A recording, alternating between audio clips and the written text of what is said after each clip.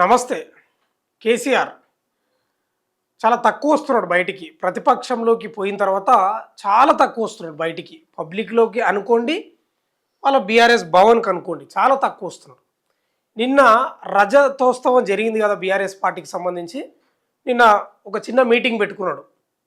కార్యకర్తలు, నాయకులు, ముఖ్య నాయకులు, మాజీ ఎమ్మెల్యేలు, ఇప్పుడు రాజ్యసభ సభ్యులు వీళ్ళంతా ఉన్నారు కదా, ఆ మీటింగ్ పెట్టుకున్నాడు నిన్న. కొంచెం ఘాటుగానే స్పందించిండు. ఒక రకంగా యాక్టివ్ అవుతున్నాడా అంటే నిజంగా అవుతున్నాడనే అనిపిస్తూ ఉంది ఆయన మాటలు చూస్తుంటే. ఒక రకంగా డైరెక్ట్ వార్నింగ్ ఇచ్చేసిండు. ఎవరికి? కార్యకర్తలకు, నాయకులకు, ఇప్పుడున్న ఎమ్మెల్యేలకు, మాజీ ఎంపీలకు, ఇప్పుడున్న ప్రస్తుత రాజ్యసభ ఎంపీలకు, వీళ్ళందరికీ ఒక రకంగా వార్నింగ్ ఇచ్చిండు. ఒక రకంగా కఠినంగానే మాట్లాడాడు, మోమాటం లేకుండా. రజతోత్సవం అంటే పార్టీ ఆవిర్భవించి దాదాపు 25 ఏళ్లకు ముగింపు వాళ్ళకి 26 ఏళ్ళకు పోతున్నాడు కదా. ఆ సందర్భంగా నిన్న పెట్టుకున్నారు. ఆ సమావేశంలో కొప్పుల ఈశ్వరు, ఈయన తలసాని, వీళ్ళంతా ఉన్నారు. కేటీఆర్ కూడా ఉన్నాడు. ఈయన మొన్న పార్టీలో చేరిన తాటిపర్తి జీవన్ రెడ్డి కూడా పక్కనే కూర్చోబెట్టుకొని మాట్లాడాడు. కాంగ్రెస్ పై కూడా విమర్శలు చేసిండు, అటు బీజేపీ పై కూడా విమర్శలు చేసిండు. కామన్గా అవి చేస్తారు, ఎందుకంటే ప్రతిపక్షం కాబట్టి చేయాలి, ప్రశ్నించాలి, తప్పదు. కాంగ్రెస్కు ఓ పాలసీ లేదు, పద్ధతి లేదు అని చెప్పేసిండు. తర్వాత బీజేపీ పార్టీకి సంబంధించి మనువాద పార్టీది, మనువాద సిద్ధాంతాలు కలిగిన పార్టీ, ఇది మత ప్రాతిపదికన పనిచేస్తుంది ఈ పార్టీ అనేది చాలా ఘాటుగానే విమర్శించింది. ఇదంతా ఒక అంశం, ఒక పాయింట్. ఇది అధికారంలో ఉన్న పార్టీని విమర్శించడం, భాజపాని విమర్శించడం అదొక పాయింట్. కానీ వీళ్ళ పార్టీ క్యాడర్కు, నాయకులకు ఒక వార్నింగ్ ఇచ్చింది నిన్న.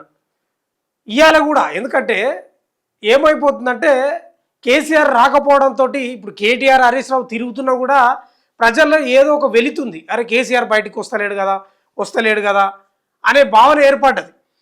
ఇక వచ్చినప్పుడన్నా ఏదో ఒక భయం ముట్టించాలి కదా, ఏదో ఒక వార్నింగ్ ఇచ్చినట్లు ఉండాలి కదా.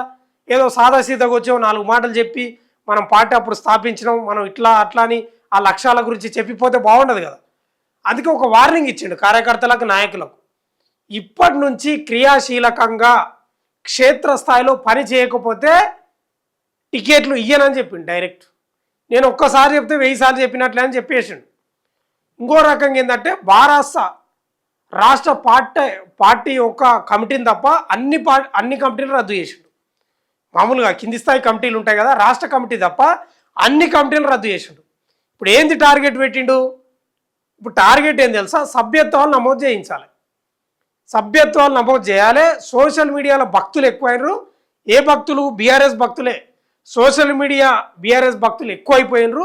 క్షేత్రస్థాయిలకు పోతలేరు, ప్రజల మధ్యలోకి పోతలేరు, రోడ్ల మీదకి వస్తలేరు, ధర్నాలు చేస్తలేరు, రాస్తారోకలు చేస్తలేరు, సోషల్ మీడియాలోనే ఎక్కువ మాట్లాడుతున్నారు అని ఓ రకంగా హింట్ ఇచ్చేసిండు, ఓ రకంగా వార్నింగ్ ఇచ్చేసిండు. ఇంకా సోషల్ మీడియాలో అంటే బాగానే ఉన్నారు, ఒక 2-3 పేర్లు బాగా వినిపిస్తాయి. మనం దాంట్లో లేడీస్ ఉన్నారు, జెంట్స్ కూడా ఉన్నారు. మరి వాళ్ళకే ఇస్తున్నాడా ఏందో అర్థం కాలేదు. ఇప్పుడు రేపు టికెట్లు ఇవ్వాలంటే ఓ రకంగా ధీమా వ్యక్తం చేసాడు. 1000% బీఆర్ఎస్ వస్తుందని చెప్తా ఉన్నాడు.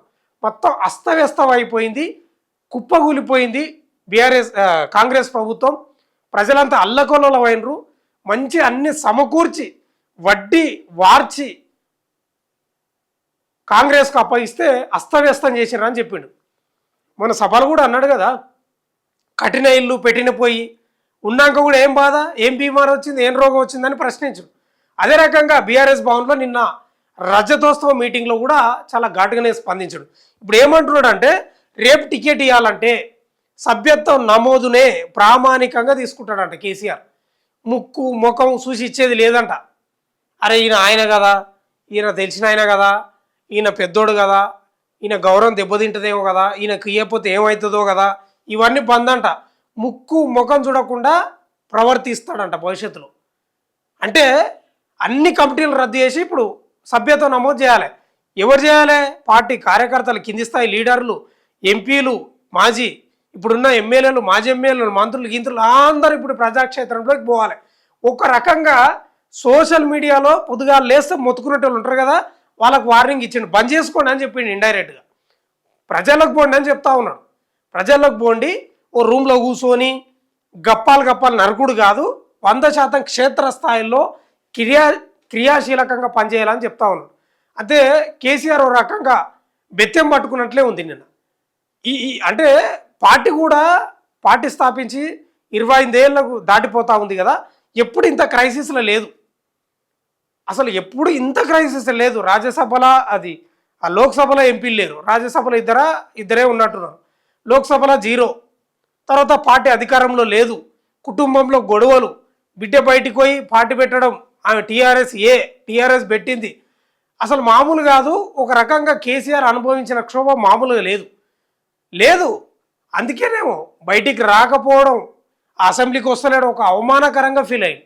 ఇంకా ఏంటంటే కేసీఆర్ సంక్షేమం చేయక కాదు, పథకాలను ఇంప్లిమెంట్ చేయక కాదు, అభివృద్ధి చేయక కాదు, ఆయనకున్న అహంకారం వల్లనే ఓడిపోయింది. ఇది తథ్యం. ఆయనకు మించిన పాలిటిషియన్ నిజంగా లేడు తెలంగాణలో. ఇంకా మాట్లాడితే 2 తెలుగు రాష్ట్రాల్లో లేడు. తెలంగాణ ఉద్యమాన్ని ఏకం చేసి అన్ని పార్టీలతోటి జై తెలంగాణ అనిపించిన వ్యక్తి గొప్ప వ్యక్తే. కానీ అహంకారం మాత్రం దిగలేదు, ఇప్పటికీ దిగలేదు.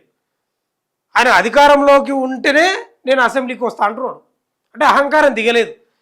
ఇంకా అహంకారం దిగలేదు కానీ ఇక బీఆర్ఎస్ భవన్కి వచ్చి మాత్రం ఒక రకంగా హింట్ ఇచ్చిపోయింది.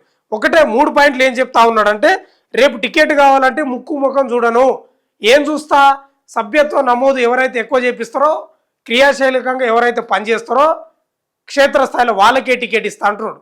సోషల్ మీడియాలో బంద్ చేసి ఒక రూమ్లో కూర్చొని ఓ కుర్చీ మీద కూర్చొని గప్పాలు నరకుడు కాదు, 100% ప్రజల్లోకి పోతేనే మీకు కమిటీలలో ఏమైనా స్థానం దొరుకుతుందని ఓ రకంగా ఇచ్చాడు. మరి ఇంక ఇప్పుడు సోషల్ మీడియాలో ఎవరున్నారు, చాలామంది ఉన్నారు. పావని గౌడ్ ఉంది, క్రిషాంక్ ఉన్నాడు, ఇంకెవరెవరో ఉన్నారు, గుర్తొస్తలేరు నాకు సడన్గా. వీళ్ళ పేర్లు ఎక్కువ వినిపిస్తాయి కదా, ఇంకెవరెవరో ఉన్నారు చాలామంది, నాకు గుర్తొస్తలేదు. ఓ రకంగా వాళ్ళకు వార్నింగ్ ఇచ్చినట్లుగా అనిపిస్తూ ఉంది. మొత్తమే అయితే మరి కేసీఆర్ ఇప్పటి నుంచి ఏమైనా యాక్టివ్ అవుతాడా అనే ఆలోచన కూడా ఉంది. భారత ప్రభుత్వం 1000% అధికారంలోకి వస్తుందని చెప్తున్నాం. మనం అప్పటి నుంచి అయినా చూసుకుంటే ఏ ప్రభుత్వాన్నైనా ఉమ్మడి ఆంధ్రప్రదేశ్లో ఉన్నప్పుడు మొన్న తెలంగాణ వచ్చినాక కూడా ఏ పార్టీకైనా 2 సార్లు అధికారం ఇస్తున్నారు. మరి రేవంత్ రెడ్డి పైన తీవ్ర వ్యతిరేకత ఉందా లేదా అనేది ఇంకా 2 ఏళ్ళల్లో తెలుస్తుంది. మళ్ళీ అప్పటికేమైనా పాలన చేంజ్ అవుతుందా, ఉన్న పథకాలను ఏమైనా ఇంప్లిమెంట్ చేస్తాడా, ఏమైనా పెంచుతాడా తగ్గిస్తాడా తెలియదు. కానీ మొత్తం అయితే కేసీఆర్ అయితే యాక్టివ్ అయ్యాడు. ఇక ఈ కవిత గురించి అయితే ఏం మాట్లాడలేదు. చూడాలి ఏం జరుగుతుందో. మరి ఇప్పటికి కూడా సోషల్ మీడియాకి అంకితం అవుతారా, ఓ రూమ్లో కూర్చొని బట్టలు నలగకుండా చెమట గారకుండా ఇక వాళ్ళు డైలాగులు కొడతారా ఏందో తెలియదు. కానీ కేసీఆర్ అయితే వార్నింగ్ ఇచ్చాడు. చూస్తూనే ఉండండి మన తొలి వెలుగు.